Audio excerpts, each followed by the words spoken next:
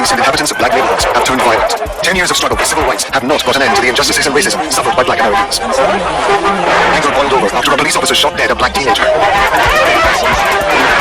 In Harlem, the indignation and revolt was embodied by one man, Malcolm X. In photographs, he projects a raw intensity to match his stated indignation at the abuse that American blacks have suffered.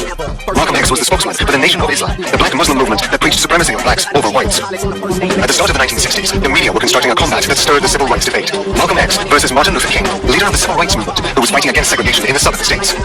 Martin Luther King, the hero of non-violent resistance, was a favorite target of Malcolm X. White man's being Reverend Martin Luther King subsidizes Reverend Martin Luther King, so that Reverend Martin Luther King can continue to keep the Negroes to be defensive. Martin Luther King never responded to Malcolm's attacks. He never agreed to debate with him. The only time they ever met in Washington, the two men shook hands but barely spoke to each other.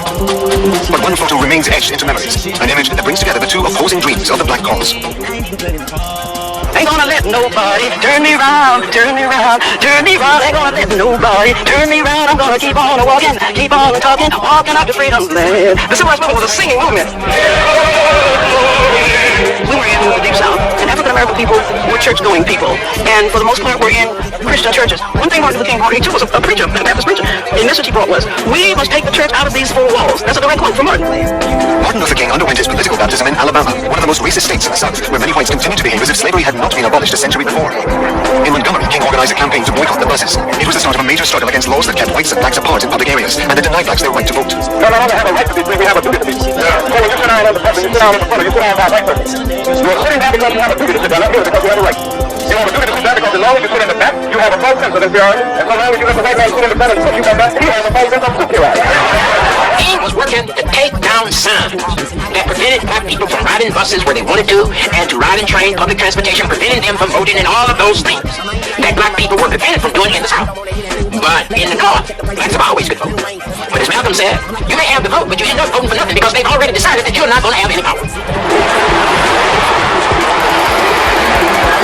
I moved to Harlem in the summer of 1962, and I moved in on Friday night. Saturday morning we got up, instead of unpacking all that, we decided we were going to walk down the main street in Harlem, which was Lenox Avenue, which is now Malcolm X Boulevard, and see what, and just look at the building.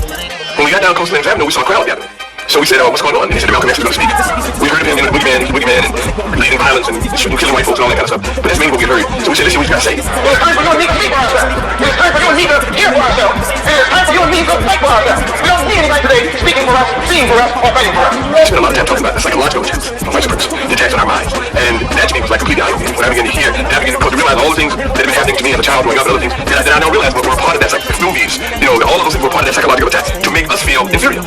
One has to realize that to call a person black in the 50s and 60s was an insulting thing to do. It was Malcolm X who almost single-handedly transformed the racial consciousness of black people so that they no longer were ashamed of being black. Y'all really like to stop us from stealing? And we did steal. He stopped us from gambling, and he stopped us from lying. Stealing runs rampant in Harlem. Killing runs rampant in Harlem. All types of evils and vices that terrify our community run rampant in Harlem. In Harlem, everyone knew the story of Malcolm Little, the young hoodlum who discovered the Nation of Islam and its leader Elijah Muhammad while in prison. It was Muhammad who made Malcolm X the spokesperson for this black separatist movement, with its racial vision of a world where black Muslims would live apart from whites. Thanks to Malcolm X, the Nation of Islam became popular in the ghettos of the northern states. The organization was always one that was concerned about offering an option, an alternative to black Americans. Here's something, what we're talking about in terms of the goals and objectives we have is far cry what you have. You're following Christianity, for example. Well, that's connected to the slave trade. That's connected to your slaveholder. He does not have your best interest in mind. He's giving you a religion that tamps down your potential for violence and raising up. Master X, you have described the Muslim movement as a religious organization, and you said that there are many misconceptions about your attitudes and stated views. But we press for a very simple answer to one question. Do you hate all white people? I don't think it's a fair question. The white man doesn't even come into my attitude. Mr. Muhammad teaches us to love our own kind, and let the white man take care of himself. For a white man today, sir, after kidnapping millions of black people from Africa, stripping them of all human characteristics and relegating them to the role of chattel or cattle or animals, commodity, merchandise that can be bought and sold at will, and then 100 years since the Emancipation Proclamation, using every type of deceptive method to further us into slavery, called second-class citizenship, I think that it would take a whole lot of nerve for white people today to ask Negroes do they hate them. Okay. Malcolm spoke to the white media, but he was not trying to convince the white media that what he was saying was true, because he knew that they were going to distort what he said. But King, on the other hand, an artist of the spoken word, he was always trying to get the attention of the media, to use the media to support his non-violent approach to social change. After seeing the repeal of segregation laws on the Alabama buses, King pursued his action in other states of the South. He emerged as the leader of the civil rights movement. We do not want to wait 50 years for our rights. We don't want to wait 25 years for our rights. We don't want to wait 10 years for our rights. We want all our rights. We want them here, and we want them now. The young pastor became a celebrity. The media media hailed the effectiveness of his non-violent approach. King and his lieutenants used television to effect. In front of the cameras, they sought to provoke the violence of the authorities. Demonstrators were taught to show no hostility towards the adversary, but to resist peacefully. The method of nonviolent resistance is one of the most potent, if not the most potent weapons available to oppressed people in their struggle for freedom. In the cities of the North, non-violent resistance was a message that fell on deaf ears. In New York, Malcolm X famously visited a police station to denounce the violence. I'm not satisfied with the fact that the police in this downtown area has punched one of our brothers in the mouth, and the brother wasn't breaking any law. He was only selling papers. It would be dangerous for them to get the impression that we endorse Martin Luther King's philosophy of turning the other cheek. Malcolm represented the kind of attitude and political perspective of many of young black so-called militants and radicals coming out of urban areas in the North. They have a different kind of attitude. It was hard for them to swallow this notion of nonviolence. You know, somebody goes outside my head, then retribution is coming. I can see myself falling down on my knees and giving any kind of extra advantage to my enemy. Malcolm said, somebody hit you, you send him to the cemetery. The nonviolent strategy of Martin Luther King Jr. for Malcolm X was a weak philosophy. It was a philosophy of turning the other cheek. It was a philosophy of not hitting back. And Malcolm comes from a black nationalist tradition that does not believe that you can get your freedom, your self-respect, your dignity by simply letting somebody beat up on you and you not try to defend yourself.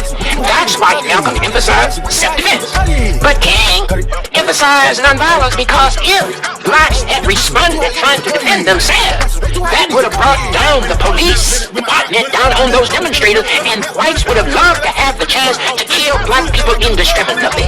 So King and Malcolm had that tension. I am happy to join with you today in what will go down in history as the greatest demonstration for freedom in the history of our nation. Television played a central role in the African-American struggle for equality. In 1963, a series of events covered by the national networks revealed the scale of inequality in the South to millions of Americans. 1963 was the year of Martin Luther King's triumph.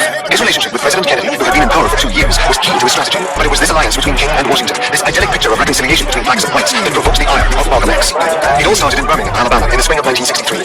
King and another pastor, Ralph Abernathy, were filmed being arrested for organizing an unauthorized demonstration. The arrest was part of a strategy that King would use in future campaigns. It was important that the cameras captured the unrest. Birmingham was a city that embodied Southern racism, where whites liked to repeat the governor's slogan, segregation now, segregation tomorrow, segregation forever. King believed that Alabama would not and could not police itself, and that what he wanted to do was to show that, so that the federal government would have to become involved and thereby make a federal law that would override any of the Jim Crow laws that's in Birmingham, Alabama in 1963. It was in prison where Martin Luther King wrote the text that encapsulated his struggle, the letter from Birmingham jail. King wrote, "The purpose of our direct action program is to create a situation so crisis-packed that it will inevitably open the door to negotiation." President Kennedy intervened, and King was soon freed. A few days later, King and his followers found a way into the national consciousness. One of his lieutenants suggests, well, why don't we have school children?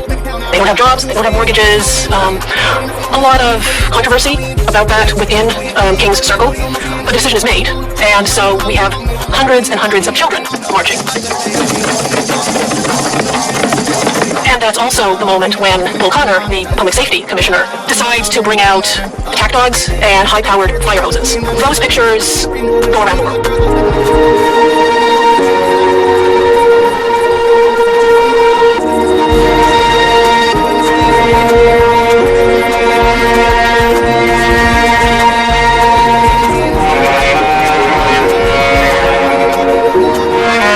When we get these incredibly dramatic images, they are so powerful. And here we have a story of two opposing forces, one behaving brutally, the other being victimized. And so, for television, this is a spectacular story. Malcolm X is quoted in the media being very, very critical about King and the movement allowing children to march and be arrested and be brutalized. That was not being critical of Birmingham. I mean, the fact that the children were being put in this. And from what I understand, even some of the King people kind of, they had a problem with that. Initially, they had a problem with that. Interestingly, it's at that moment that the coverage of King starts to change, because very shortly after this particular campaign, it's called the Children's Campaign, very shortly after that, the white power structure in Birmingham basically collapses, agrees to King's demands. The media coverage of King then very quickly changes. He's not the militant anymore, he's a hero.